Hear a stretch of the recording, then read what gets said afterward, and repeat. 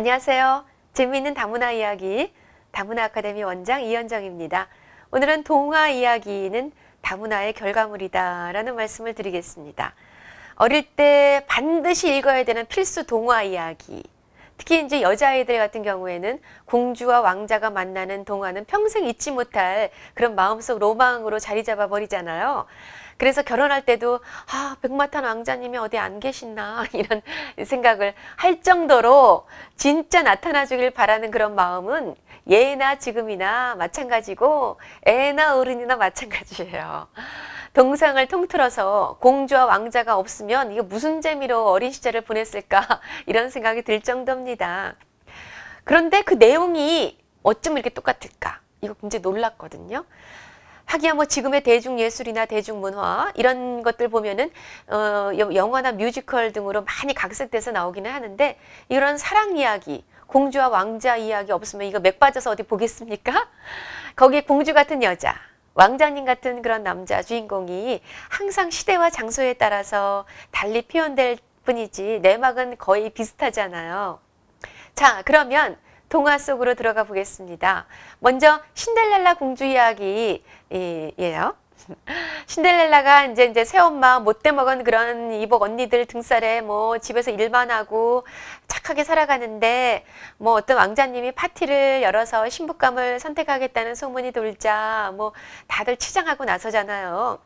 거기 가고 싶어하는 신데렐라는 요정 할머니가 나타나가지고 뭐 옷도 입혀주고 구두도 신겨주고 마차까지 대령해주고 마부도 있고 뭐 그러잖아요. 그래서 이제 갔다 오도록 하는데 단 통금 시간이 있다는 거. 요것만 지켜주면 된다라고 했는데 통금 시간 때문에 구두 한 짝을 놓치고 올 수밖에 없는 이 이야기. 결국 그 마지막 구두 한 짝을 맞추면서 왕장님과 결혼하는 그런 이야기가 되잖아요. 요거 잠깐 시대와 장소를 바꾸면요. 얘 콩쥐박지기로 금방 돌아가요. 단 유리구두가 아니고 고무신이에요. 드레스가 아니고 예쁜 한복일 뿐입니다. 그리고 왕자님은 이제 원님이신데 이 내용 줄거리가 아주 흡사합니다. 이 이야기가 이렇게 비슷한 것은 중앙아시아 그 우랄 알타이에서 발생한 흉노족 등 유목민들이 이런 만든 이야기거든요. 이들이 말 타고 막 말 달리어 다니면서 이리저리 영토를 확보해 가면서 얻은 그런 결과물이 우리나라에도 들어온 것이고 멀리는 인디언까지 간 건데 이 인디언들이 동양계잖아요, 원래. 그래서 인디언들이 그 이야기를 가지고 간 것이에요. 거기에 이제 백인들이 들어오면서 인디언들을 뭐 원주민들 죽이고 뭐 백인들이 차지하면서 이 신데렐라로 변하게 된 겁니다. 그런가 하면 선녀와 나무꾼 이야기도 있습니다. 선녀와 나무꾼 여차여차해서 결혼을 해가지고 아이들을 낳고 사는데 나무꾼이 숨겨놓은 선녀 옷을 선녀가 발견하잖아요. 그래가지고 애들을 이렇게 놔가지고 옆에 이렇게 깨고 선녀 옷을 입고 휙 하고 하늘로 날아가 버리잖아요. 친정 하늘로. 그런데 이게요. 저쪽 만주 부리아트 쪽에서는 조금 바뀌거든요. 거기에서는 나무꾼이 거꾸로 하늘로 올라갑니다. 이 이야기는 만주족, 부리아트족으로 해서 은나라, 그 다음에 우리나라까지 내려온 겁니다. 그 나라에 맞게 각색되고 재조정돼서 그 이야기로 정착된 거죠. 이 동화 이야기, 신화, 비슷한 맥락으로 이렇게 넘어오는 것인데 우화, 자 동화 이야기, 우화 그러면 가장 유명한 사람이 이솝을 떠올리실 수 있죠. 이솝 우화. 이 이솝의 이야기들이 아주 단순하면서도 교훈적이고 어른들이 읽어도 뭔가 이렇게 그래 맞아 이렇게 느낌이 들 정도로 참 주옥 같은 이야기만 담았어요.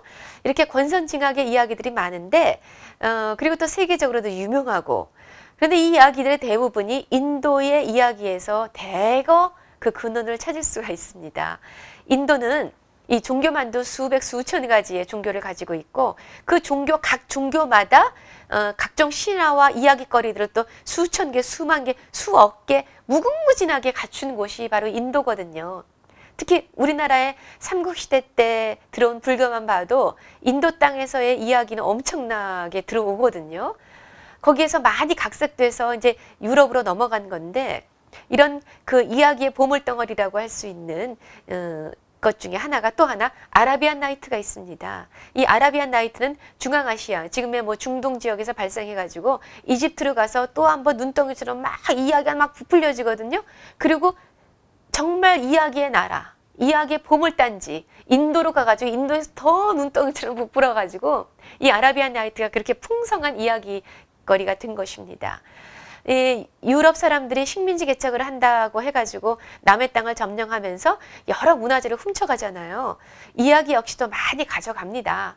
그러면서 아라비안 나이트 번역도 활발해지게 된 것이고 그러면서 전 세계로 널리 알려지게 된 계기가 된 것이죠. 오늘 재미있는 다문화 이야기 여기까지입니다. 고맙습니다.